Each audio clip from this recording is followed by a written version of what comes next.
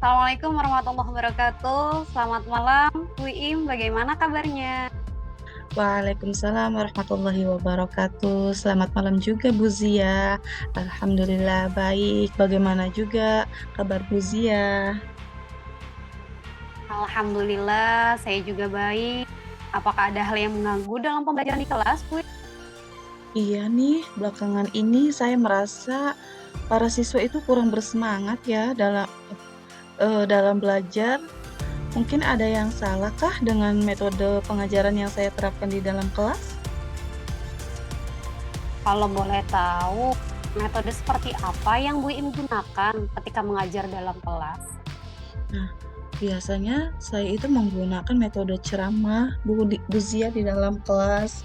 Jadi saya itu Oh, apa ya? Saya itu lebih banyak jadi di dalam kelas itu saya yang merasa lebih aktif di dalam kelas, sedangkan siswa itu hanya mendengarkan apa yang saya sampaikan. oh begitu. Nah, itu bisa jadi penyebabnya. Karena banyak siswa yang mulai merasa bosan dengan pendekatan semacam ini. Yang artinya siswa itu seringkali merasa bosan ketika gurunya hanya berceramah. Mungkin menurut mereka monoton karena tidak ada feedbacknya dengan mereka. Barangkali seperti itu, Bu. Lalu, apa yang sebaiknya saya lakukan ya Bu untuk mengatasinya? Bu Im perlu mencoba perubahan dalam cara pengajarannya mungkin. Nah, perubahan seperti apa ya yang bisa membantu meningkatkan semangat belajar siswa, Bu Zia? Nah, anak-anak itu sekarang sudah sangat familiar dengan dunia digital. Untuk itu, kita bisa menggunakan teknologi dalam pembelajaran agar lebih menarik dan relevan dengan mereka. Apa sebenarnya yang dimaksud dengan digitalisasi, Bu Zia, dan mengapa hal ini sangat penting untuk organisasi kita? Digitalisasi adalah penerapan teknologi digital dalam berbagai aspek operasional dan manajerial dalam organisasi. Ini sangat penting meningkatkan efisiensi, mempercepat pengambilan keputusan, dan memfasilitasi kolaborasi yang lebih baik antar tim dan antar tim. Bagaimana digitalisasi bisa meningkatkan komunikasi dalam sebuah tim atau dalam sebuah kelompok? Digitalisasi itu mudah kita untuk menggunakannya berbagai platform komunikasi seperti email, aplikasi pesan instan, misalnya Slack atau Microsoft, konferensi video, dan alat kolaborasi lainnya. Ini memungkinkan tim untuk berkomunikasi secara langsung, berbagi informasi, dan diskusi meskipun tak bisa oleh jarak. Nah, apa saja ya tantangan yang mungkin kita hadapi dalam proses digitalisasi ini?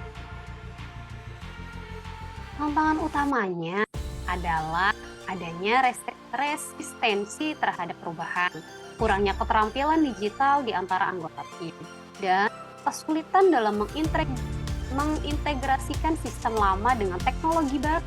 Oleh karena itu, organisasi perlu menyediakan pelatihan yang mendukung perubahan budaya.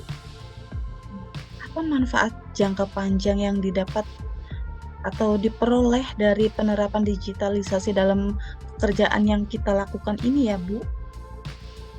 Tentu banyak manfaatnya. Salah satu manfaat jangka panjang ini termasuk pengurangan biaya operasional, peningkatan efisiensi, fleksibilitas dalam bekerja, termasuk kerja jarak jauh, serta kemampuan menganalisis data dengan lebih baik untuk mendukung pengambilan keputusan yang lebih strategis. Bagaimana kita bisa memastikan seluruh kelompok itu dapat berpartisipasi dengan digitalisasi itu, Bu?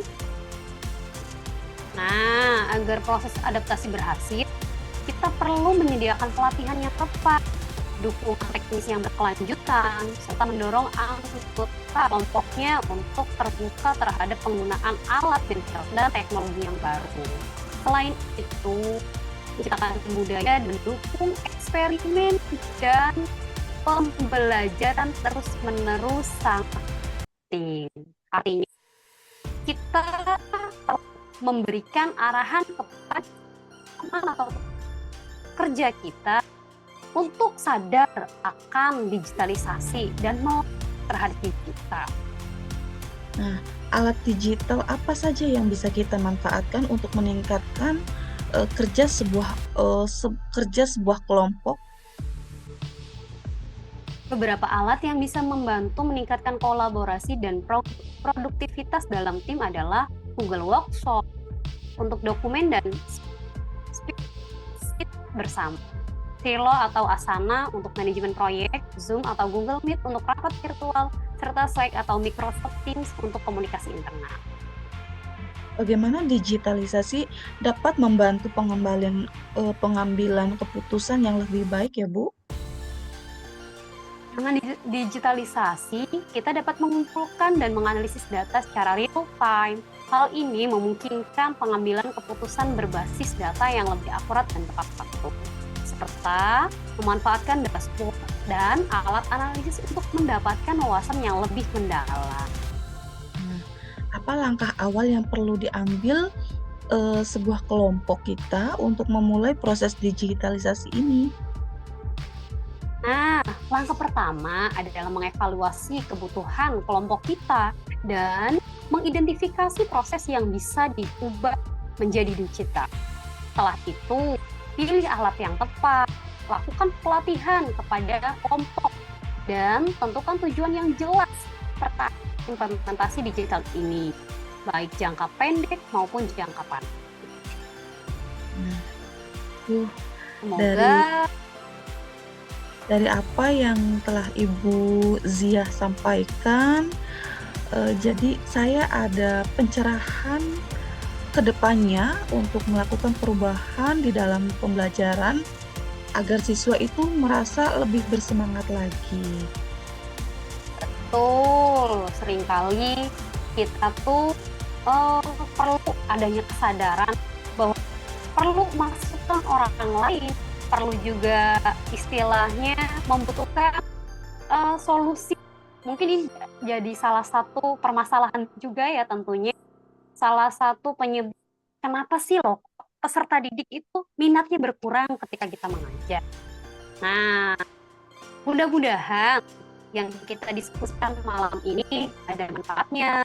Dan mudah-mudahan ke depannya UIM dalam mengajar bisa menerapkan apa yang sudah kita bicarakan dan apa yang sudah kita diskusikan tentunya. Oke, terima kasih banyak Bu Semoga Zia. iya sama-sama Bu Im. Semoga apa yang telah kita diskusikan dapat diterapkan untuk meningkatkan semangat belajar siswa. Semangat ya Bu Im. Semangat, terima kasih banyak atas pencerahannya pada malam hari ini. Semoga bermanfaat ya Bu. Sama-sama. Iya. Ya sudah, saya akhiri. Assalamualaikum warahmatullahi wabarakatuh. Waalaikumsalam warahmatullahi wabarakatuh.